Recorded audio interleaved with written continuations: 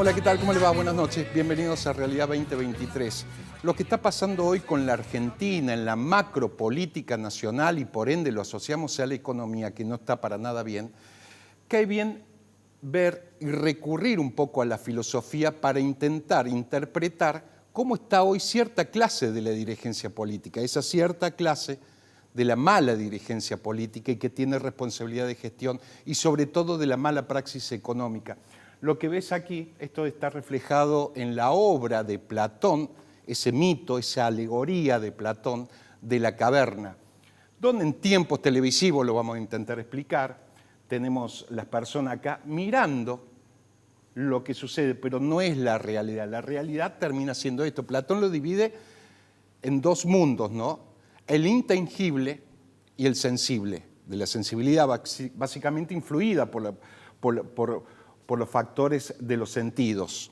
Y el otro que es del mundo real, del fáctico, del material. Y hoy da toda la impresión, por eso traje a colación, me parecía oportuno, traer este mito de la caverna de Platón. Platón, alumno de Sócrates. Te menciono esto porque ya vamos a caer en Sócrates también.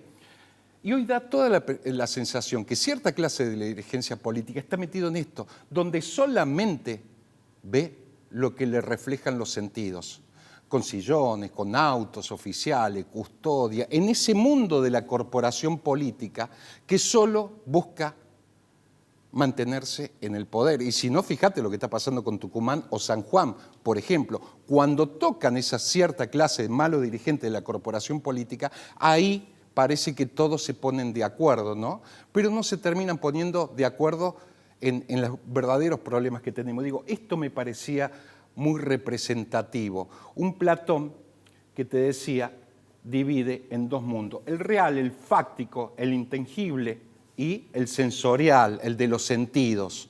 Esto es lo que termina reflejando y lo que terminan viendo, pero la realidad es otra y hoy da toda la impresión que esa cierta clase de dirigencia política que tiene responsabilidad en lo macro está viendo solamente esto, pero no está viendo esta realidad que viene con la siguiente placa que ya se la voy a pedir al director. Fíjate la inflación de marzo, hay que esperar qué va a pasar el viernes, 7,7%. Pensá que en cualquier país, no un buen país ni un mal país, un país normal con cosas buenas y cosas malas, una inflación anual del 7% ya es un escándalo para que renuncie un primer ministro, para que renuncie un presidente, salvo Venezuela, por ejemplo.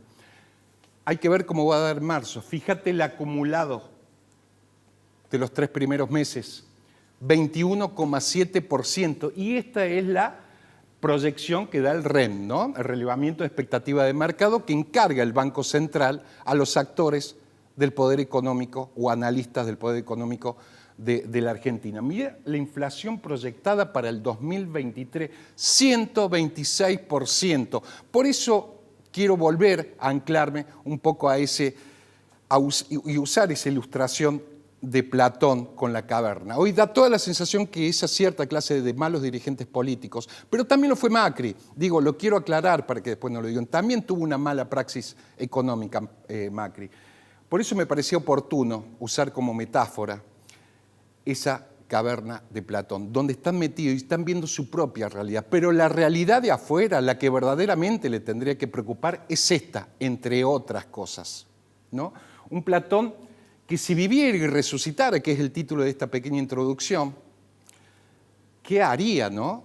Tal vez le diría a estos dirigentes que tienen responsabilidad de gestión, donde se ve a las claras esa mala praxis económica, que sigan el destino de, vamos a la otra placa, de Sócrates, que termina muriendo, suicidándose en honor a la verdad. Un Sócrates, vamos a la siguiente placa, un Sócrates te decía que es condenado en esos tiempos por supuestamente prostituir la mentalidad de la Grecia antigua, que no era otra cosa más que hacer filosofía en las esquinas, en los barrios, en las calles, etc. Y sin embargo termina tomando cicuta, suicidándose, en nombre de esa verdad. Por eso me parece que si Platón resucitara, seguramente le diría a muchos dirigentes que cada decisión que tiene la terminamos pagando los más de 40 millones de argentinos, le diría esto, seguramente, ¿no? Y si no, veamos qué pasaría si se resucita Perón, siempre en una metáfora, con ese gran déficit que se llama planes sociales que tendrían que servir como puente a lo laboral. Hay una mayor cantidad cada vez más significativa de planes sociales y sin embargo la pobreza sigue aumentando. ¿Qué le diría Perón? A ver. Sumar un bien a esa comunidad. Lo que no es aceptable es que en una comunidad puedan existir tipos que no producen ni siquiera lo que consumen. Porque una comunidad donde abundan los que consumen y no producen es una comunidad que no va a ninguna parte. Una comunidad no va a ninguna parte, básicamente. Esto le diría Perón seguramente al gobierno de turno, y también se lo diría a Macri. Digo, lo tengo que estar aclarando constantemente, pero hoy al que le toca ejercer el poder, más allá que no lo ejerza Alberto Fernández, es el actual gobierno. Digo, y si resucitara Perón también le diría todo esto. La única verdad es la realidad. Un Perón vivo, con una literatura que ya traía de la Escuela de Europa cuando era agregado en la Embajada de Argentina en Italia, que impuso muy inteligente, hoy en el colectivo imaginario cuando dicen la única verdad es la realidad, se lo adjudican a Perón, pero muy inteligente se adueñó de esa frase. Esa frase era de Aristóteles, ¿no? Aristóteles, que fue maestro, tutor, entre otros, de Alejandro Magno, aquel conquistador de Asia, ¿no?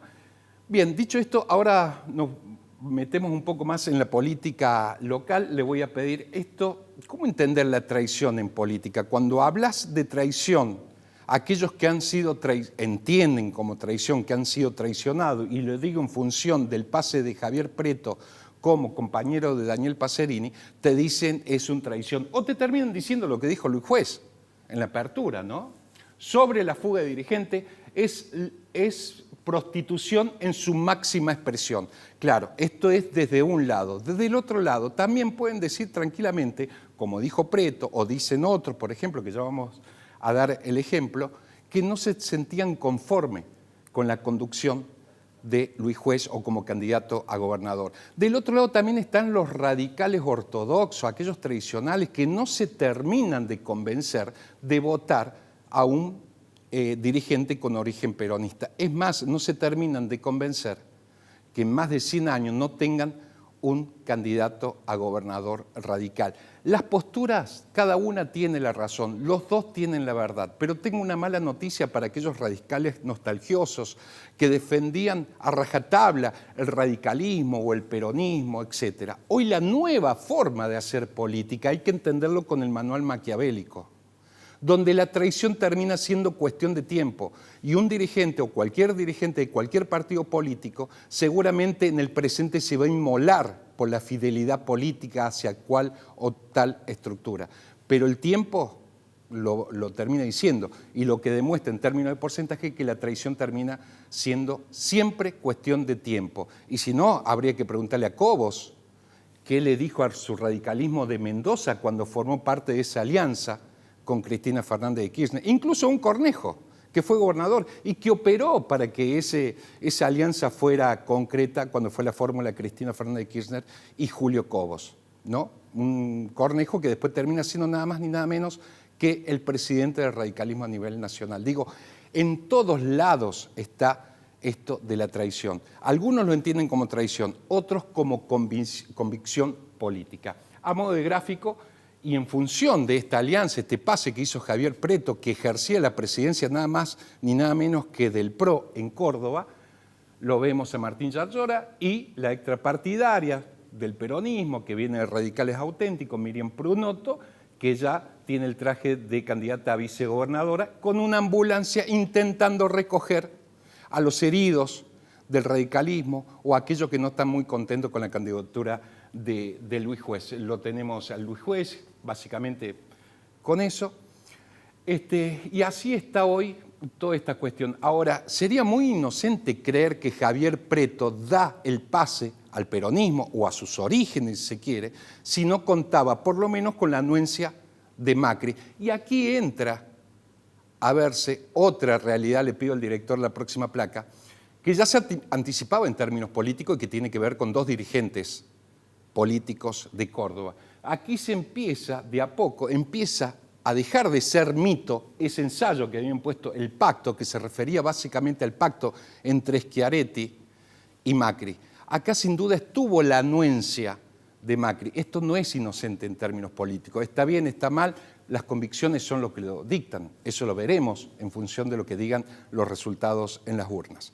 Bien, el otro datito antes de pasar a hablar con el invitado tiene que ver con, digamos, podríamos decir, el máximo referente hoy, junto con Gabriel Esteves, del kirchnerismo en Córdoba. No tiene legislador departamental. En la última interna gana el departamento Punilla, hoy un departamento complicado para Martín Zarzora, teniendo en cuenta que fue ex jefe de campaña, ministro de gobierno, uno de los protagonistas para que Schiaretti allá en el 2007 sea el gobernador de Córdoba.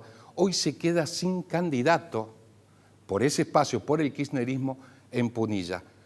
Fuentes cercanas dicen que iba a ser Rubén Ovelar, el actual intendente de la Cumbre, pero cuando tuvo que contar con la anuencia de Cristina Fernández de Kirchner, se bajó directamente. Hoy, Carlos Caserio, la lectura política es que Carlos Caserio, principal protagonista del kirchnerismo y del armado del kirchnerismo en Córdoba, en su propia casa, en Punilla, no tiene legislador provincial.